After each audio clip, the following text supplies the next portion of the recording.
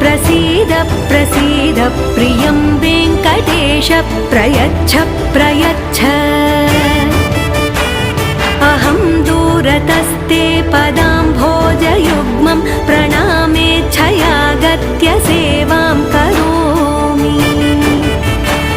सकृत्सेवया नित्यसेवाफलं त्वं प्रयच्छ प्रयच्छ प्रभो वेङ्कटेश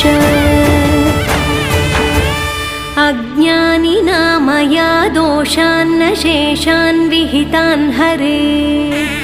क्षमस्व त्वं शेषशैलशिखामणे अज्ञानिना